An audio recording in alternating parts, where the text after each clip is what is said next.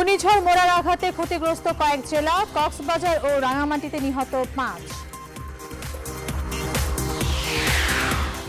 ধীরে ধীরে নিম্নচাপে রূপ নিচ্ছে ঘূর্ণিঝড় মোরা, বৈরী আবহাওয়া থাকবে আরো 12 ঘন্টা। বিশ্ব এখন বাংলাদেশ রোল মডেল, আইএ সম্মেলনে প্রধানমন্ত্রী। সংসদের বাজেট অধিবেশন শুরু, ভ্যাট নিয়ে অর্থমন্ত্রীর অবস্থানে হতাশ ব্যবসায়ীরা।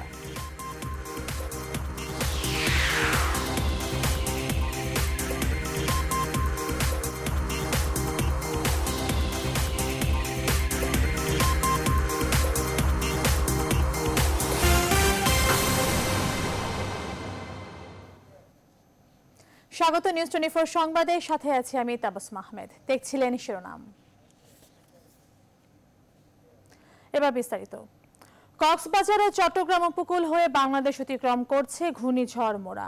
মঙ্গলবার ভোরে সেন্ট মার্টিন ও টেকনাফে ঘন্টায় 135 কিলোমিটার বেগে আঘাত হানে এটি। এতে কক্সবাজারের টেকনাফ, সেন্ট মার্টিন ও মহেশখালীর 3 শতাধিক ঘরবাড়ি বিধ্বস্ত হয়েছে। রাঙামাটিতে গাছ চাপায় নিহত হয়েছেন 2 জন। এছাড়া কক্সবাজারে গাছ চাপায় 2 জন এবং আতঙ্কে 1 জনের মৃত্যু হয়েছে। আশ্রয়কেন্দ্রে আশ্রয় নিয়েছে কয়েক লাখ মানুষ। প্রতিনিধিদের তথ্য ছবিতে ডেস্ক রিপোর্ট।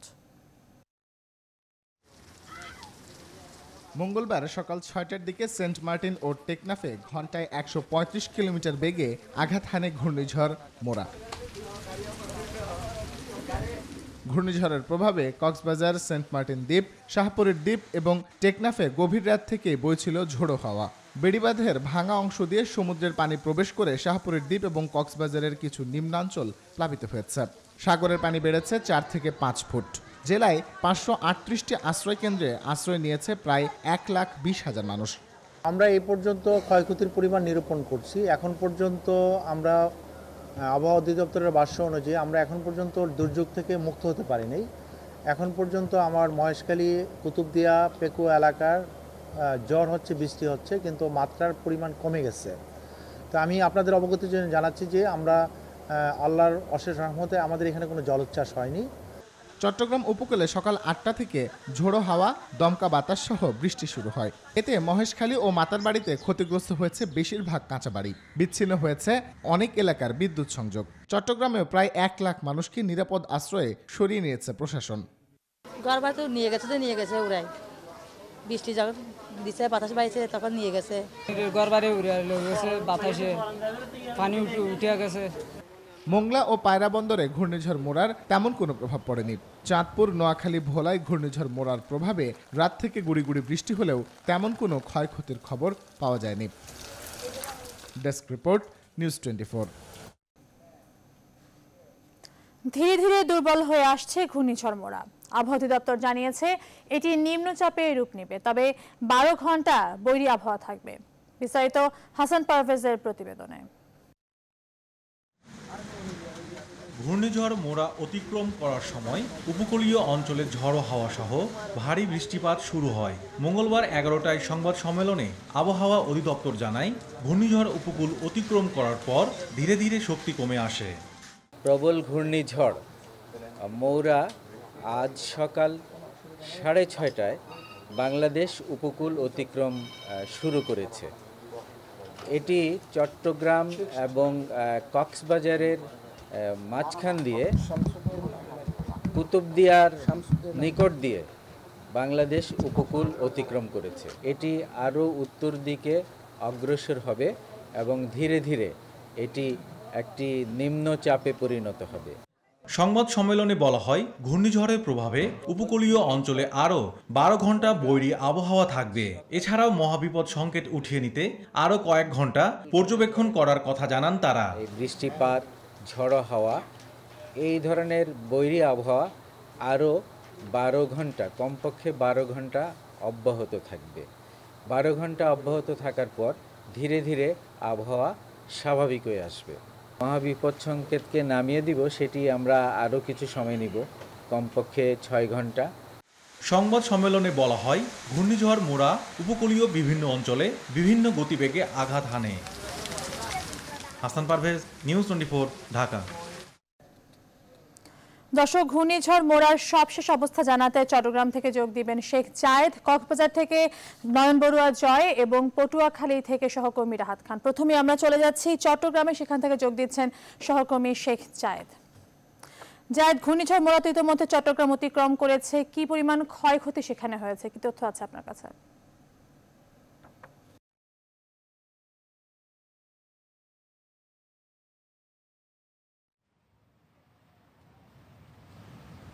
তাবাসসুম, প্রথমে বলে রাখতে চাই যে আবহাওয়া অধিদপ্তর থেকে যেটি বলা হয়েছে যে 12 ঘন্টা সময় তারা দেখবেন, সেটি এখানে বাস্তব চিত্র আমরা দেখতে পাচ্ছি। ঘূর্ণিঝড় মোরা চট্টগ্রাম অতিক্রম করেছে প্রায় 3 ঘন্টা হতে চললো।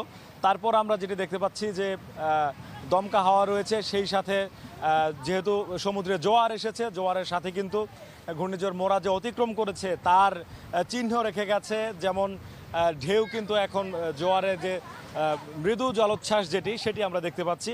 একটি নির্দিষ্ট স্থান পর্যন্ত ঢেউ উছলে উঠছে এবং আবার নেমে যাচ্ছে, এবং সেটি আরও কিছুক্ষণ পর্যন্ত এগিয়ে আসবে যেটি মনে হচ্ছে। তবে আমরা যেটি দেখতে পেয়েছি যে এই চট্টগ্রামের বিভিন্ন স্থানে এই গাছ ভেঙে পড়েছে, কাঁচা পাকা বিভিন্ন স্থাপনা ভেঙেছে, এবং গাছ যেগুলো ভেঙে পড়েছে সেগুলো আবার ফায়ার সার্ভিস রাস্তাঘাট বিভিন্ন জায়গায় যেখানে ভেঙে পড়েছে সেই অংশগুলো পরিষ্কার করেছে। এবং যে কাঁচা পাকা স্থাপনা ভেঙে পড়েছে সেগুলো কিন্তু বিভিন্ন দোকানপাট আমরা দেখতে পেয়েছি, যে উপকূলবর্তী বিভিন্ন দোকানপাট যেগুলো রয়েছে সেগুলো, এবং সেগুলো কিন্তু যাদের মালিকানায় রয়েছে তারা সেগুলো গোছানোর চেষ্টা করছেন আমরা দেখেছি। সমুদ্রে এই মুহূর্তে যে অবস্থাটি সেটি হচ্ছে অনেক বড় বড় ঢেউ রয়েছে, যে ঢেউগুলো এসে তীরে আছড়ে পড়ছে। আমরা যখন ঘূর্ণিঝড় মোরা এই সমুদ্র উপকূল অতিক্রম করে তখন যেই স্থানটিতে দাঁড়িয়ে আমরা দর্শকদেরকে দেখাচ্ছিলাম সেই স্থানটি কিন্তু আর সেই অবস্থায় নেই, সেটি এখন পানিতে ছুঁই এবং অনেকাংশে পানির নিচে চলে গেছে। তো সুতরাং যদি এই জোয়ার অবস্থায় ঘূর্ণিঝড় মোরা এই উপকূল অতিক্রম করত তাহলে একটি বড় জলোচ্ছ্বাসের যে ভয়টি ছিল সেটির কিন্তু একটি সাক্ষী বহন করে এই চিত্র। তো যে বিষয়টি দেখাতে চাই সেটি হচ্ছে যে এখানে বিভিন্ন রকম দোকানপাট ছিল উপকূলে, সেই দোকানপাটগুলো কিন্তু ঝড়ে ভেঙে গেছে, এবং সেটি কিন্তু আপনারা দেখতে পাচ্ছেন যে দোকানগুলো যে ভেঙে গেছে। এবং এখানে বিভিন্ন রকম দোকানপাট ছিল, হোটেল, রেস্তোরাঁ, ছবির স্টুডিও ছিল, মুদির দোকান ছিল। এই দোকানদাররা কিন্তু আগেই তাদের মালামাল যখন বিপদ সংকেত দেওয়া হয়েছে 10 নম্বর মহাবিপদ সংকেত, তাদের মালামাল কিন্তু যথেষ্ট পরিমাণ সরিয়ে নিয়েছেন। তারপরও তাদের কিছু মালামাল এখানে রয়ে গেছিল। তারা বলছেন যে ক্ষয়ক্ষতির পরিমাণ আসলে সেরকম নেই তাদের।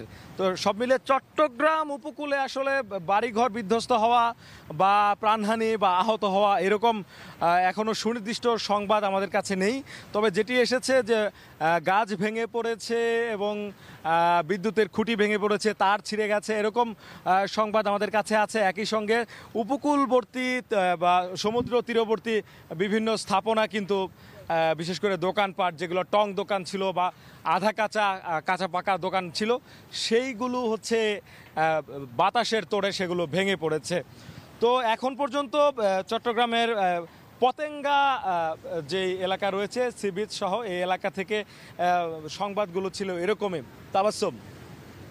জায়েদ, আপনাকে ধন্যবাদ।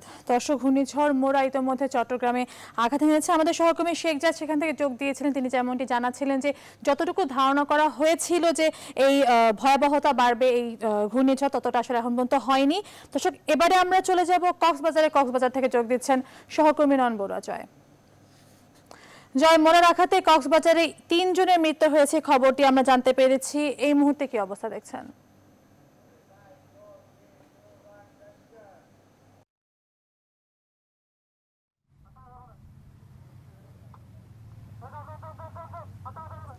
ধন্যবাদ আপনাকে।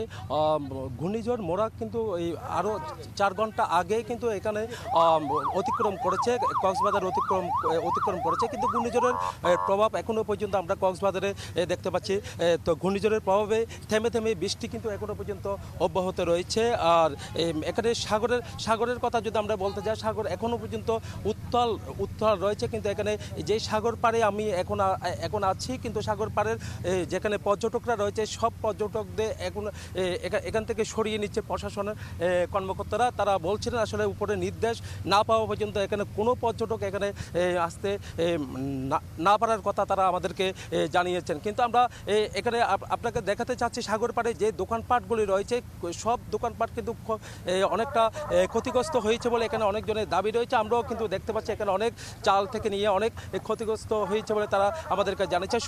শুধু সাগর পাড়ে নয়, সাগরের আশপাশ এলাকায় বিভিন্ন উপজেলা, কক্সবাজারের বিভিন্ন উপজেলায়ও কিন্তু ক্ষতিগ্রস্ত হয়েছে। কিন্তু সবচেয়ে বেশি ক্ষতিগ্রস্ত হয়েছে বলে আমাদেরকে জেলা প্রশাসক আমাদেরকে জানিয়েছেন। কিন্তু কক্সবাজারের বিভিন্ন স্থানেই সেখানে সড়কের উপরে গাছ পড়ে আর বিভিন্ন কাঁচা ঘরবাড়ি বিধ্বস্ত হয়েছে বলে তারা আমাদেরকে জানিয়েছে। কিন্তু আমার পাশে রয়েছেন যারা ক্ষতিগ্রস্ত হয়েছে এখানে সাগর পাড়ে, তাদের অনেক দিন ধরে দোকান ছিল, তাদের সাথে আমরা একটু কথা বলি কীরকম ক্ষতিগ্রস্ত হয়েছে। আমাদের ঘূর্ণিঝড়ে অনেক ক্ষতি হয়েছে, আমাদের দোকানপাট সবগুলো নষ্ট হয়ে গেছে, মালামাল ভাঙচুর হয়েছে, আরও এবং বাটি যা ছিল কাছের সবগুলো নষ্ট হয়ে গেছে। আমাদের অনেক ক্ষতি হয়েছে ঘূর্ণিঝড়ের কারণে।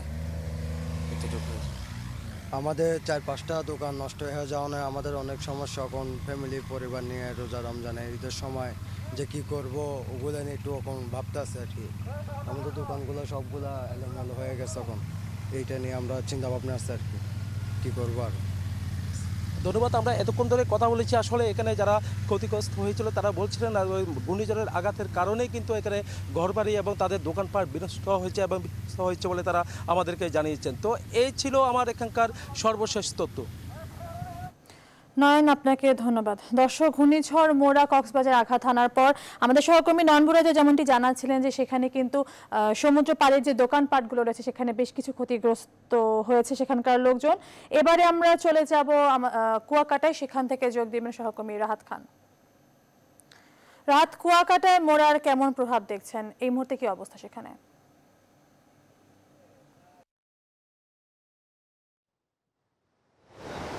ধন্যবাদ তাবাসসুম। আসলে কুয়াকাটায় মোরার প্রভাব বলতে গেলে তেমন একটি নেই। গত রাত থেকে আমরা যেটি দেখেছি যে সমুদ্রের ঢেউ মূলত আসলে আশ্রে পড়ছে সমুদ্র মানে উপকূলে, এবং সমুদ্রের গর্জন দেখা যাচ্ছে, শোনা যাচ্ছে, এবং বাতাসের কিছু বাতাস অনুভূত হচ্ছে। আরেকটি বিষয় হচ্ছে যে আপনাকে বলে রাখি যে মোরার প্রভাব কেটে যাওয়ার কারণে আজ দুপুর 2:15টায় কিন্তু বরিশাল থেকে আমাদেরকে জানানো হয়েছে অভ্যন্তরীণ এবং স্থানীয় রুটের যে সকল ধরনের নৌযান গতকাল বেলা 12টা থেকে যেটি বন্ধ ছিল সেটি আজ দুপুর 2:15 থেকে সব ধরনের নৌযান চলাচল কিন্তু স্বাভাবিক রয়েছে। আর একটি বিষয় আপনাকে বলে রাখি যে গতকাল কিন্তু সমুদ্রে অবস্থানরত জেলেরা তারা কিন্তু নিরাপদে ফিরে এসেছিলেন গতকাল।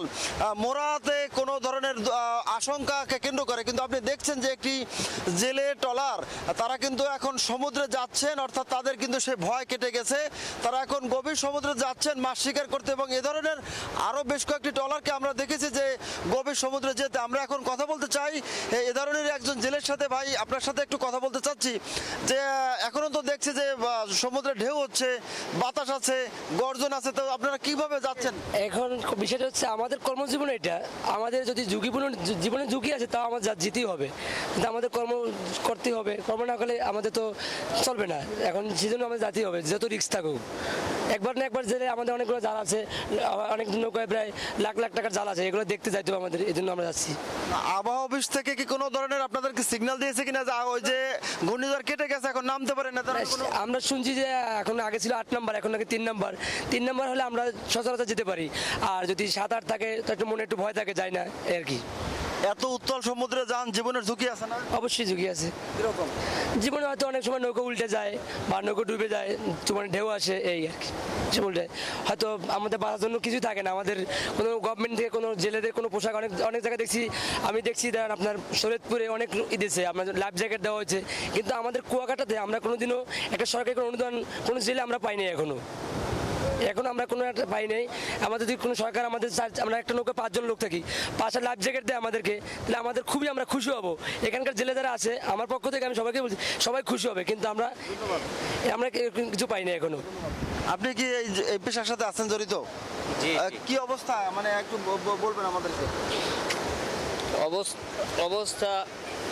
অবস্থা এই তিরিক যে কালকের তো বন্যা গেছে, এখন এই যে আমাদের জেলেরা আছে এদের তো জাল পালান, জাল ফালান না কালকে হইতে 2-3 তারিখ যাইতে পারে না, তাদের লাখ লাখ টাকার মাল মানে ফালান না নদীর ভিতরে, এখন তাদের যাইতে হবে না, তাদের তো অভাবে তাদের নাগালে যে ঝুঁকি আছে না? হ্যাঁ ঝুঁকিপূর্ণ তো আছি, ঝুঁকিপূর্ণ হলো তাদের কালকের তো 8 নম্বর সিঙ্গেল ছিল, আজকের তো আর 8 নম্বর সিঙ্গেল নাই, আজকের তো 3 নম্বর, এই জন্য একটু মানে আর কি যাইতে পারতেছে। ধন্যবাদ। তাবাসসুম, আপনি শুনলেন যে জেলেরা কিন্তু ঝুঁকি আছে সেটি জেনেও তাদের জীবন জীবিকার তাগিদে তারা উত্তাল সমুদ্রে যাচ্ছেন। আর আরেকটি বিষয় যে সাইক্লোন শেল্টারে গতকাল রাতে যারা আশ্রয় নিয়েছিলেন তারাও কিন্তু লোকালয়ে ফিরে গেছেন। সবকিছু মিলিয়ে আপনি দেখছেন যে রোদ উঠেছে এবং একটি মনোরম একটি পরিবেশ আবহাওয়া রয়েছে। সবকিছু মিলিয়ে ঘূর্ণিঝড় মোরার প্রভাব কেটে গেছে এবং অবস্থা অনেকটাই স্বাভাবিক বলা যায়। এই ছিল এখানকার সার্বিক চিত্র। তাবাসসুম। রাহাত, আপনাকে ধন্যবাদ। দর্শক, কুয়াকাটা থেকে যোগ দিয়েছিলেন সহকর্মী রাহাত খান। ঘূর্ণিঝড় মোরার কি প্রভাব সেখানে পড়েছে ব্যাপারে জানানোর জন্য তিনি যেমনটি জানাচ্ছিলেন যে নৌ চলাচল নিয়ে একটি বিশেষ নিষেধাজ্ঞা ছিল গতকাল থেকে, সেটা কিন্তু এখন ইতিমধ্যে স্বাভাবিক করে দিয়েছে প্রশাসন। এবং ঘূর্ণিঝড় মোরা আসলে যতটুকু প্রভাব ফেলবে, ঘূর্ণিঝড়ের ফলে যে প্রভাব পড়ার কথা ছিল ততটা ক্ষয়ক্ষতি হয়নি, আমাদের সহকর্মীরা এমনটাই জানাচ্ছিলেন। ভারত, রাশিয়া সহ বিশ্বের নানা দেশে দুর্যোগপূর্ণ আবহাওয়ার কারণে প্রায় 250 মানুষের প্রাণহানি হয়েছে। বন্যা ভূমিধসে শ্রীলঙ্কায় 5 লাখেরও বেশি মানুষ ঘরহারা হয়েছে, নিখোঁজ রয়েছে এখনো শতাধিক মানুষ। বিস্তারিত সাবিনা মমতাজের প্রতিবেদনে।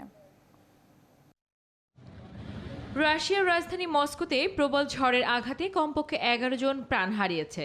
আহত অর্ধশতাধিক মানুষকে সেবা দেওয়া হচ্ছে বলে নিশ্চিত করেছে দেশটির স্বাস্থ্যসেবা বিভাগ। ভারী বর্ষণ ও ঝোড়ো বাতাসে শত শত গাছপালা উপড়ে পড়ে বৈদ্যুতিক সংযোগ বিচ্ছিন্ন হয়েছে বেশ কিছু এলাকায়। আবহাওয়া বিভাগ জানিয়েছে ঘন্টায় 110 কিলোমিটার গতিবেগের বাতাসে বেশ কিছু ঘরবাড়ি স্থাপনাও ক্ষতিগ্রস্ত হয়েছে। গত 100 বছরের ইতিহাসে ঝড়ে হতাহত আর ক্ষতিগ্রস্তের এই সংখ্যাকে ভয়াবহ বলে উল্লেখ করেছে Moscow. Moscow mayor Sergei Sobyanin এক টুইট বার্তায় হতাহতদের পরিবারের প্রতি সমবেদনা জানিয়েছেন। মস্কো শহরের কমিউনিটি সেবা প্রতিনিধিরাও প্রাণপণ চেষ্টা চালাচ্ছেন যত দ্রুত সম্ভব জনসাধারণের ভোগান্তি কমাতে। আপনারা দেখতে পাচ্ছেন অনেক গাছপালা ভেঙে পড়েছে, উপড়ে গেছে। আমরা কোনো চেষ্টার ত্রুটি রাখছি না, যত দ্রুত সম্ভব রাস্তাঘাট পরিষ্কার করব আমরা।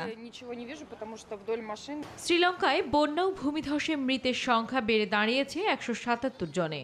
চীন, ভারত সহ বেশ কয়েকটি রাষ্ট্র লঙ্কানদের সহায়তায় এগিয়ে এসেছে। ক্ষতিগ্রস্ত এলাকা পরিদর্শন করেছেন শ্রীলঙ্কার প্রেসিডেন্ট মেইথ্রিপালা সিরিসেনা। ক্ষতিগ্রস্তদেরকে ত্রাণ সহায়তা প্রদানে আহ্বান জানিয়েছেন সাবেক প্রেসিডেন্ট মাহিন্দ্র রাজাপাকসেও। এই মুহূর্তে ক্ষতিগ্রস্তরা কে কোন জাতি, ধর্ম কিংবা কোন রাজনৈতিক দলের সমর্থক তা চিন্তার সময় নয়, সবাইকেই তাৎক্ষণিক সেবা দিতে হবে। এদিকে বঙ্গোপসাগরে সৃষ্ট ঘূর্ণিঝড় মোরার আঘাতের আশঙ্কায় রয়েছে ভারত ও মিয়ানমার। ভারতের উত্তর পূর্বাঞ্চলীয় রাজ্যে প্রবল বৃষ্টিসহ ঝোড়ো হাওয়া বয়ে যেতে পারে বলে সতর্কতা জারি করেছে স্থানীয় আবহাওয়া বিভাগ। বিহার রাজ্যের বিভিন্ন স্থানে বজ্রপাতে 29 জন মারা গেছে এবং আহত হয়েছে আরও বেশ কয়েকজন। সাবরিনা মমতাজ, নিউজ 24। এবার অন্যান্য প্রসঙ্গ। বাংলাদেশকে বিশ্বের রোল মডেল বললেন প্রধানমন্ত্রী শেখ হাসিনা। বাংলাদেশ সময় দুপুরে অস্ট্রিয়ার রাজধানী ভিয়েনায় IAEA সম্মেলনে দেয়া ভাষণে কথা বলেন তিনি। প্রধানমন্ত্রী বলেন, বাংলাদেশ পারমাণবিক শক্তির শান্তিপূর্ণ ব্যবহার চায়, এজন্য IAEA সহ বৈশ্বিক অংশীদার সহযোগিতা চান প্রধানমন্ত্রী Sheikh Hasina. Bangladesh is solidly anchored at its principled position on nuclear disarmament and non-proliferation. Bangladesh remains committed to working with IAEA and other international partners in ensuring due diligence of the peaceful use of nuclear technology. এর আগে ভিয়েনার grand হোটেলে Austria Awami League প্রধানমন্ত্রীকে গণসংবর্ধনা দেয়। সেখানে প্রধানমন্ত্রী আওয়ামী লীগের উন্নয়নের রাজনীতির পাশাপাশি বিএনপির দেশবিরোধী কার্যকলাপ ও খুনের রাজনীতির কথা সবার কাছে তুলে ধরতে প্রবাসী বাঙালিদের প্রতি আহ্বান জানান। ভিয়েনা থেকে আরো জানাচ্ছেন তানজির মেহেদি, ক্যামেরায় ছিলেন রতন দাস। স্বাধীনতার পর প্রথমবারের মতো সরকার প্রধান হিসেবে অস্ট্রিয়া সফরে আসেন প্রধানমন্ত্রী শেখ হাসিনা। স্থানীয় সময় দুপুর 2:30টায় প্রধানমন্ত্রী শেখ হাসিনাকে বহনকারী বিমানটি স্পর্শ করে ভিয়েনার মাটি। মূলত আন্তর্জাতিক আণবিক শক্তি সংস্থা IAEA 60তম প্রতিষ্ঠা বার্ষিকীতে যোগ দিতেই প্রধানমন্ত্রীর এই সফর। বিমানবন্দরে তাকে স্বাগত জানান অস্ট্রিয়া সরকারের ফেডারেল চ্যান্সেলর মুনা ডুৎজার। দেয়া হয় লাল গালিচা সংবর্ধনা। পরে মোটর শোভাযাত্রা যোগে প্রধানমন্ত্রীকে নিয়ে আসা হয় ভিয়েনা শহরের হোটেল ইম্পেরিয়ালে। সেখানে তাকে অভ্যর্থনা জানায় ইউরোপীয় আওয়ামী লীগের নেতাকর্মীরা। শেষ বিকেলে প্রধানমন্ত্রীকে গণসংবর্ধনা জানায় অস্ট্রিয়া আওয়ামী লীগ। প্রধানমন্ত্রীকে কাছে পেয়ে উল্লাসে ফেটে পড়ে প্রবাসী বাঙালিরা। প্রধানমন্ত্রী নিজের বক্তব্যে তার উন্নয়ন দর্শনের কথা তুলে ধরে বিএনপির রাজনীতির সমালোচনা করেন। যারা দেশের মানুষকে কিছু দিতে পারে না, লুটপাট করে, দুর্নীতি করে, আগুনে মানুষ পোড়ায়, যা দেশের সম্পদ নষ্ট করে, যার মানুষের উন্নতি করতে পারে না, লুটপাট করে টাকা বানায়, নিজেরা বিলাসিতার সাথে জীবনযাপন করে, তারা বাংলাদেশের মানুষের কি উপকার করবে? কাজে এদের এই অপকর্মের কথাগুলো বিদেশে কিন্তু তুলে ধরতে হবে। একদিকে আমাদের উন্নয়নের কথা, আরেকদিকে এদের এই সন্ত্রাসী কর্মকাণ্ডের কথা। জঙ্গিবাদ ও মাদকাসক্তির মতো বৈশ্বিক সমস্যা মোকাবিলায় দেশবাসীর পাশাপাশি প্রবাসী বাংলাদেশিদেরও পাশে চান প্রধানমন্ত্রী। আর জঙ্গিবাদ সন্ত্রাসের বিরুদ্ধে আমাদের যে অভিযান তা অব্যাহত থাকবে, মাদকের বিরুদ্ধে অভিযান অব্যাহত থাকবে। আমরা দেশকে গড়ে তুলতে চাই জাতির পিতার স্বপ্নের সোনার বাংলাদেশ হিসেবে, এবং ইনশাল্লাহ আমরা তা করতে পারবো, এই বিশ্বাস আমাদের আছে। আর বাংলাদেশের মানুষ বিশ্বে আত্মমর্যাদা নিয়ে চলবে, মাথা উঁচু করে চলবে। দারিদ্র্যমুক্ত বাংলাদেশ গড়ার অঙ্গীকার পুনর্ব্যক্ত করে প্রধানমন্ত্রী বলেন, দেশে গৃহহীন একটি মানুষও থাকবে না। অস্ট্রিয়া সফরে এসে প্রধানমন্ত্রী শেখ হাসিনা বললেন, বাংলাদেশের যে কোনো দুর্যোগের সময় পাশে দাঁড়িয়েছে প্রবাসী বাঙালিরা। ভবিষ্যতেও তাদের এই সমর্থন অব্যাহত থাকবে, এমনটাই প্রত্যাশা করেন সরকার প্রধান। তাই প্রবাসীদের কল্যাণে তার সরকারের নানা উন্নয়ন পরিকল্পনাও তুলে ধরলেন তিনি। তানজির মেহেদি, নিউজ 24, ভিয়েনা, অস্ট্রিয়া। বিএনপি সহ বিরোধী দলের নেতাকর্মীদের বিরুদ্ধে দায়ের করা সব মিথ্যা মামলা প্রত্যাহারের পর ইসি রোডম্যাপ নিয়ে কথা হবে বলে জানিয়েছেন দলের মহাসচিব মির্জা ফখরুল ইসলাম আলমগীর। আর নির্বাচন কমিশনের রোডম্যাপকে অর্থহীন বলেছেন বিএনপির স্থায়ী কমিটির সদস্য মওদুদ আহমদ। দলের প্রতিষ্ঠাতা জিয়াউর রহমানের 36তম শাহাদাত বার্ষিকীতে তার মাজারে শ্রদ্ধা জানিয়ে এসব কথা বলেন তারা। মারুফুর রহমানের প্রতিবেদনে বিস্তারিত। মঙ্গলবার বেলা 11:30টায় 36তম শাহাদাত বার্ষিকীতে সিনিয়র নেতাদের সঙ্গে নিয়ে জিয়াউর রহমানের মাজারে ফুল দিয়ে শ্রদ্ধা জানিয়েছেন বিএনপির চেয়ারপারসন বেগম খালেদা জিয়া। ফুল দেওয়ার আগে বিএনপি মহাসচিব মির্জা ফখরুল ইসলাম আলমগীর বলেন, বিএনপি সহ বিরোধী দলের নেতাকর্মীদের বিরুদ্ধে দায়েরকৃত সকল মিথ্যা মামলা প্রত্যাহারের পর ইসির রোডম্যাপ নিয়ে কথা হবে। নির্বাচনের জন্য রোড থাকতে হবে, তো তারপরে না রোডম্যাপ, সেই আমাদের কাছে আমাদের রোডই নেই, অর্থাৎ নির্বাচনের মতো কোনো পরিবেশ সৃষ্টি হয়নি এখন পর্যন্ত। যে কোনো রোড ম্যাপই আসুক না কেন, তার প্রথম শর্ত হচ্ছে যে একটা লেভেল প্লেইং ফিল্ড তৈরি করতে হবে, সকল দলের জন্য সমান সুযোগ তৈরি করতে হবে এবং সেই মিথ্যা মামলাগুলো প্রত্যাহার করতে হবে। একই স্থানে নির্বাচনী রোডম্যাপ ইস্যুতে কথা বলেন দলের অন্যতম জ্যেষ্ঠ নেতা ব্যারিস্টার মওদুদ আহমদ। তিনি মনে করেন এই রোডম্যাপ অর্থহীন। রোডম্যাপ সেটার ব্যাপারে আমরা এখন আলোচনা করি নাই, তবে আমার ব্যক্তিগত মত হলো যে এই রোডম্যাপ তো নিরর্থক, অর্থহীন। তার কারণ নির্বাচনকালীন সময়ে কি ধরনের সরকার থাকবে তার উপরে নির্ভর করবে নির্বাচন কমিশন তাদের রোড ম্যাপ বাস্তবায়ন করতে পারবেন কি পারবেন না। এ সময় জিয়াউর রহমানের রুহের মাগফিরাত কামনা করে দোয়া করেন খালেদা জিয়া ও দলের নেতারা। এরপর চাল, ডাল, শাড়ি, লুঙ্গি, চিনি, ছোলা সহ ইফতার সামগ্রী বিতরণের জন্য ধানমন্ডি সুগন্ধা কমিউনিটি সেন্টারে যান খালেদা জিয়া। ঢাকা মহানগর দক্ষিণের 24টি স্পটে এসব বিতরণ করেন তিনি। মারুফা রহমান, নিউজ 24, ঢাকা। এই পর্যায়ে নিচ্ছি একটি বিরতি। নিউজ 24 সংবাদে ফিরছি একটু পরেই।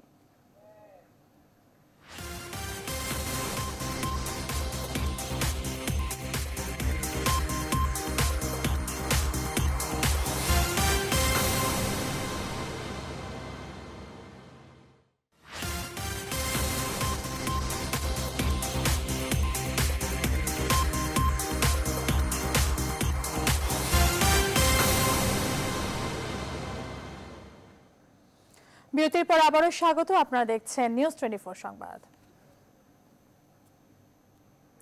ঘূর্ণিঝড় মোরায় ক্ষতিগ্রস্তদের সহায়তা ও পুনর্বাসন বিষয়ে আলাদা সংবাদ সম্মেলন করেছেন সড়ক পরিবহন ও সেতু মন্ত্রী ওবায়দুল কাদের এবং দুর্যোগ ব্যবস্থাপনা ও ত্রাণ মন্ত্রণালয়ের ভারপ্রাপ্ত সচিব গোলাম মোস্তফা।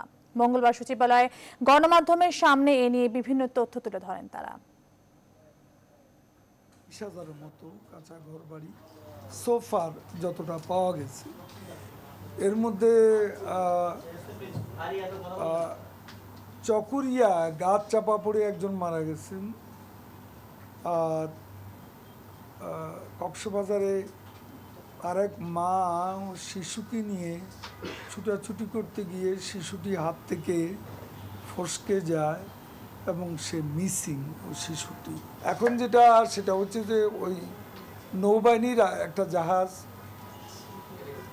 অলরেডি রওনা দিয়ে গেছে সেন্ট মার্টিনের উদ্দেশ্যে।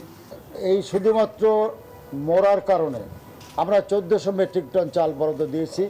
আমরা টাকা দিয়েছি 1,27,00,000 শুধু মরার কারণে। এখন তাদের কাছে মজুদ আছে টাকা আছে 1,46,994 টাকা। এবারে ঢাকার সমস্যা ও সম্ভাবনা নিয়ে আমাদের নিয়মিত আয়োজন ঢাকা লাইভ।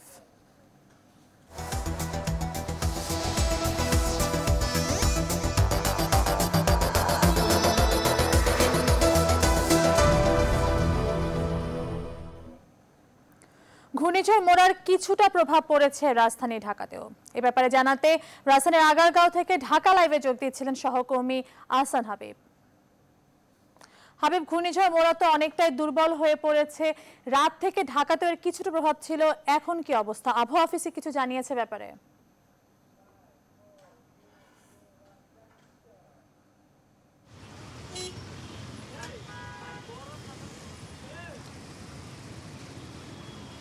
হ্যাঁ তাবাসসুম, আপনি ঠিকই বলছিলেন যে ঢাকায় কিছুটা প্রভাব পড়েছে ঘূর্ণিঝড় মোরা। আসলেই কিছুটা। আমরা এর আগে যেমনটি দেখেছি যে অন্যান্য প্রাকৃতিক দুর্যোগ এবং ঘূর্ণিঝড় সাইক্লোন যখন আসে তখন ঢাকায় বেশ ভারী বৃষ্টি হয়, দমকা হাওয়া প্রবাহিত হয়, কিন্তু আজকের এই ঘূর্ণিঝড় মোরাতে ঢাকায় তেমন কোনো প্রভাব নেই। হ্যাঁ, গতকাল থেকে গুড়ি গুড়ি বৃষ্টি হচ্ছে, সেই গুড়ি গুড়ি বৃষ্টি এখনও চলছে। এই বৃষ্টির পরিমাণটা কখনো বাড়ছে কখনো কমছে, কিন্তু আমরা জনজীবন স্থবির হয়ে যাওয়ার মতো এমন কোনো বিপর্যস্ত অবস্থার সৃষ্টি হয়নি এই ঢাকাতে। আর আবহাওয়া অফিসের সঙ্গে আমরা কথা বলে জেনেছি যে ঘূর্ণিঝড় মোরা ইতিমধ্যেই বাংলাদেশের সমুদ্র উপকূল থেকে পেরিয়ে স্থলভাগ এসেছে এবং সেটা অতিক্রম করছে এবং কিছুটা দুর্বল হয়ে গিয়েছে। আবহাওয়া অফিস জানিয়েছে যে আর 4 থেকে 5 ঘন্টার মধ্যে তারা যে বিপদ সংকেতগুলো আছে সেগুলো নামিয়ে দেবে, কিন্তু এর প্রভাবে সারা দেশে যে বৈরী আবহাওয়া ছিল সেই বৈরী আবহাওয়াটা এখনও অব্যাহত আছে এবং ঢাকাতেও যথারীতি সারা দেশের মতোই যে বৈরী আবহাওয়াটা সেটি অব্যাহত থাকবে আরও কিছুক্ষণ। কিন্তু ঢাকার মধ্যে যে বৈরী আবহাওয়ার কারণে যে জনজীবনে স্থবিরতা নেমে আসে এমন কোনো পরিস্থিতি আমরা দেখতে পাইনি। আমি যদি আপনাকে দেখাই যে দেখতে পাচ্ছি যে ঢাকার জনজীবন অনেকটাই স্বাভাবিক রয়েছে, যানবাহন চলছে, মানুষ কর্মস্থলে যাচ্ছে, শিক্ষা প্রতিষ্ঠান খোলার পরে শিক্ষার্থীরা শিক্ষা প্রতিষ্ঠানে যাচ্ছে। তবে হ্যাঁ, গত কয়েকদিন যাবৎ, বিশেষ করে গত সপ্তাহ যাবৎ যে প্রচণ্ড জ্যৈষ্ঠের যে প্রচণ্ড খরব প্রবাহ চলছিল সেটি অনেকটা স্থবির হয়ে এসে সেটি থেমেছে এবং মানুষ এই বৃষ্টির কারণে কিছুটা স্বস্তি লাভ করেছে। কিন্তু একই সাথে ঢাকায় যারা উপকূলীয় অঞ্চলের লোকজন বসবাস করছেন তাদের আত্মীয় স্বজন বা প্রতিবেশীরা যারা সেই উপকূলীয় এলাকায় বসবাস করছেন তাদের জন্য তারা বেশ অনেকটা উদ্বিগ্ন আছেন। এটা অনেকটা মানবিক মূল্যবোধ থেকে, মানবিক চেতনাবোধ থেকে তারা আত্মীয় স্বজনের জন্য এই চিন্তাটা করছেন। তবে আবার আশ্বস্ত হচ্ছেন এই জন্য যে সরকারের বিভিন্ন মহলের পক্ষ থেকে পর্যাপ্ত ব্যবস্থা নেওয়া হয়েছে, এই দিক থেকে তারা স্বস্তি পাচ্ছেন। কিন্তু একই সাথে এখানে একটি এমন অবস্থা বিরাজ করছে যে বৃষ্টি হওয়ার কারণে, সূর্যের আলো প্রখরতা না থাকার কারণে গত কয়েকদিন যাবৎ যে প্রচণ্ড খরতাপে এলাকার মানুষ, ঢাকার মানুষ কষ্ট পাচ্ছিল সেটা থেকে রেহাই পেয়েছেন আপাতত। তবে আবার ঘূর্ণিঝড়ের কারণে যে এরকম স্থবিরতা নেমে আসার কথা ছিল, যেমনটি হয়ে থাকে স্বাভাবিক, তেমনটি হয়নি। জনজীবন মোটামুটি স্বাভাবিক রয়েছে এবং গুড়ি গুড়ি বৃষ্টি এবং হালকা যে আবহাওয়া, বায়ুপ্রবাহ সেটিও চলছে। তাবাসসুম, এই ছিল ঘূর্ণিঝড় মোরার প্রভাবে ঢাকার বর্তমান অবস্থা। হাবিব, আপনাকে অসংখ্য ধন্যবাদ। দর্শক, ঘূর্ণিঝড় মোরার কিছুটা প্রভাব রাজধানী ঢাকাতেও পড়েছে, কি ধরনের প্রভাব পড়েছে ব্যাপারে জানাতে আমাদের নিয়মিত আয়োজন ঢাকা লাইভে যোগ দিয়েছিলেন সহকর্মী আহসান হাবিব। এবার ফার্স্ট সিকিউরিটি ইসলামী ব্যাংক অর্থ বাণিজ্যের সংবাদ।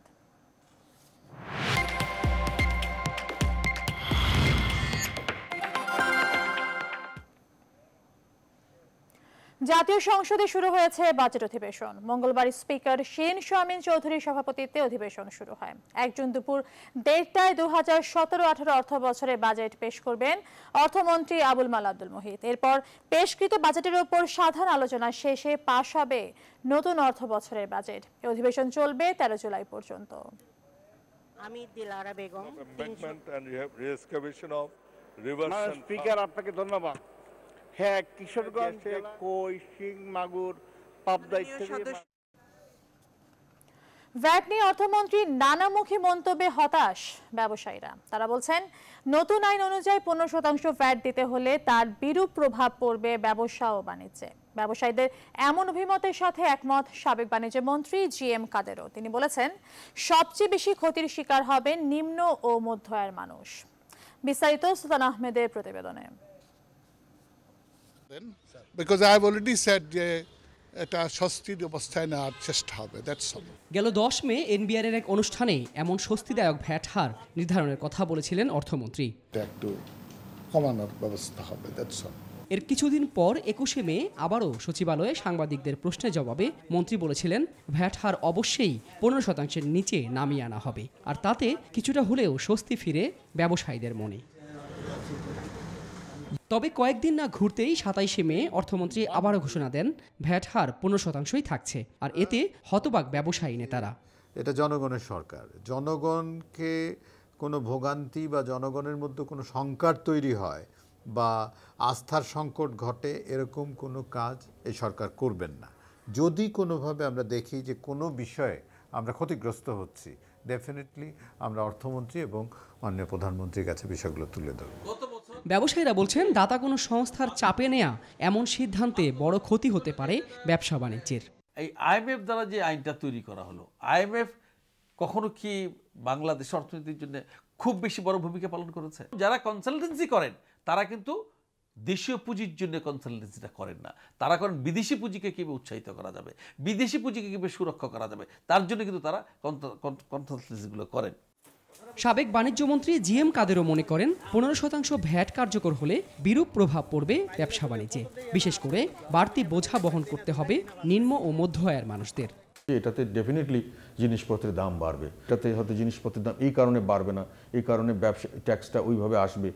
দেখা যায় যে বাস্তবে হয়তো উল্টোই হয়ে গেল, দেখা গেল সবগুলোই জনগণের কাঁধে এসে পড়লো, অথবা কোনো সময় অন্যান্যভাবেও মানুষের অনেক ধরনের হ্যারাসমেন্টের শিকার হলো। এজন্য সরকারকে ভেবেচিন্তে সিদ্ধান্ত বাস্তবায়নের পরামর্শ তার। সুলতান আহমেদ, নিউজ 24, ঢাকা। নিউজ 24 সংবাদের সময় হলো আরেকটি বিরতির, আমাদের সাথেই থাকুন।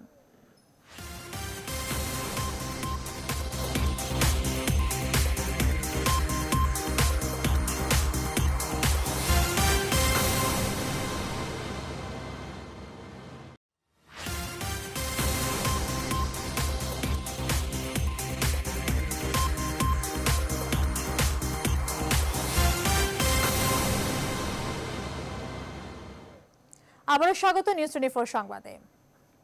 এবার মমতাজ হারবালের সৌজন্যে ঈদ বাজার আপডেট।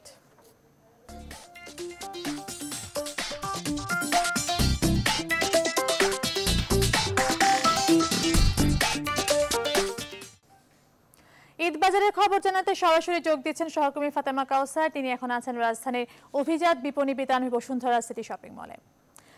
ফাতেমা, আজ তো রোজার তৃতীয় দিন, সমাগম কেমন দেখছেন ক্রেতাদের? এছাড়া যেহেতু ঈদ এবার গরমে পড়ছে, ফ্যাশন হাউসগুলো কি ধরনের পোশাকে প্রাধান্য দিয়েছে?